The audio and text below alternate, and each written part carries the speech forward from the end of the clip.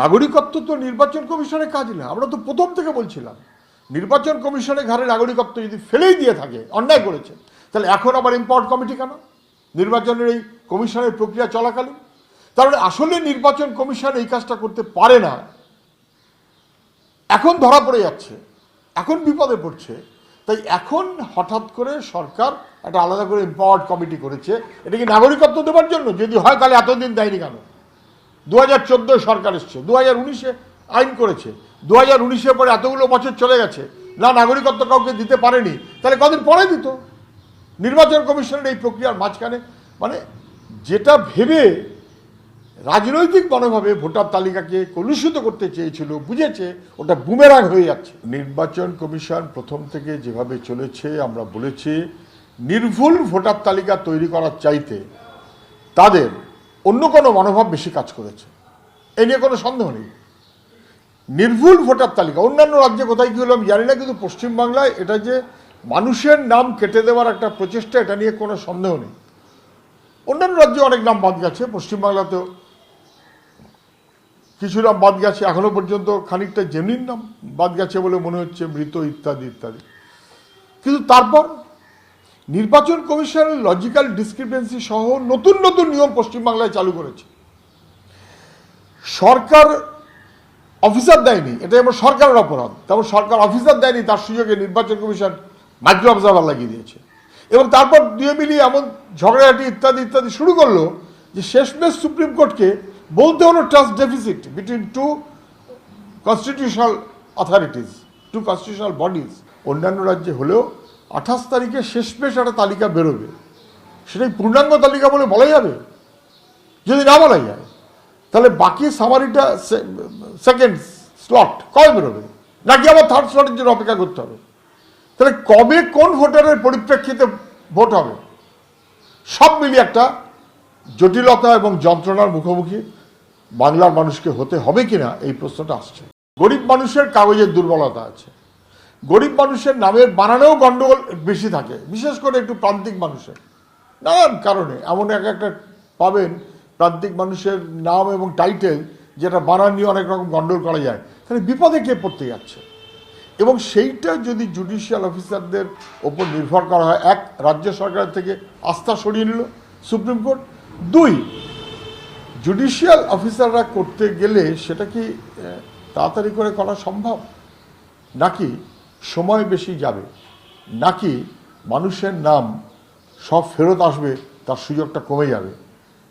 আমার ধারণা এটাতে বিপদ আরও বাড়বে।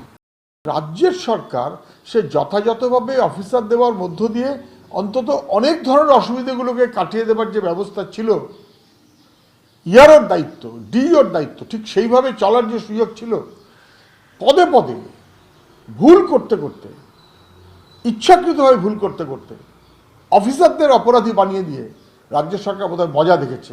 আজকে তার ফল রাজ্যের অফিসারদের চাইতে বরং বাইরে থেকে আইএস অফিসার নিয়ে আসা হবে কিনা, অথবা না হলে জুডিশিয়াল অফিসার্স, এবং রাজ্য সরকারের উপরে ভরসা নেই, জুডিশিয়াল অফিসার্স তারা ঠিক করবে।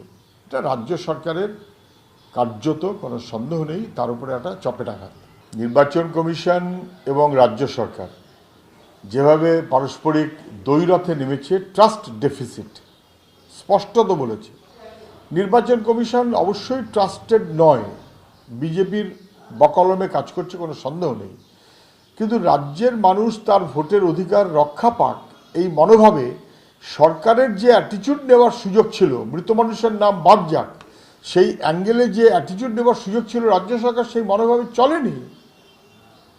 ভোটার তালিকাকে কেন্দ্র করে একটা এমন অবস্থায় চলেছে নির্বাচন কমিশন এবং রাজ্য সরকার যে কার্যত বিরক্তি প্রকাশ করেছে। রাজ্যের শাসক ম্যানেজড, কোনো সন্দেহ আছে নাকি? ফলে ওরকমভাবে কেন্দ্রীয় বাহিনী থাকা না থাকার কিছু মূল্য হয় না, কোনো মানে হয় না।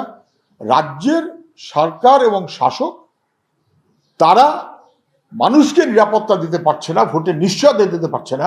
এই ভোটের নিশ্চয়তা প্রতিটি মানুষের, এটা নির্বাচন কমিশনের কাজ। সেই মর্মে কি নির্বাচন কমিশন কেন্দ্রীয় বাহিনীকে ব্যবহার করতে পারবে, নাকি কেন্দ্রীয় বাহিনীর অযোগ্যতা আরেকবার নতুন করে স্পষ্ট হবে?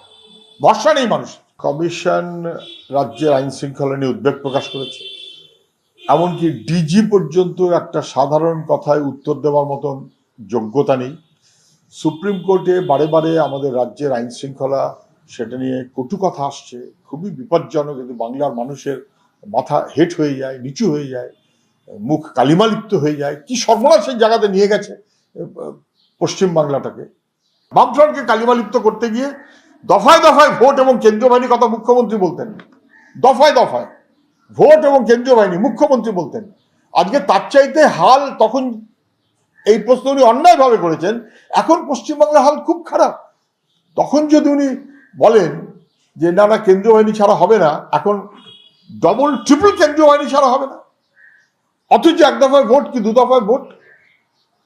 রাজ্যের সরকারের অপরাধ, তার থেকে স্বীকারোক্তি, তার থেকে সুপ্রিম কোর্টের মনোভাব, তার থেকে নির্বাচন কমিশনের মনোভাব, এ দায় মুখ্যমন্ত্রী।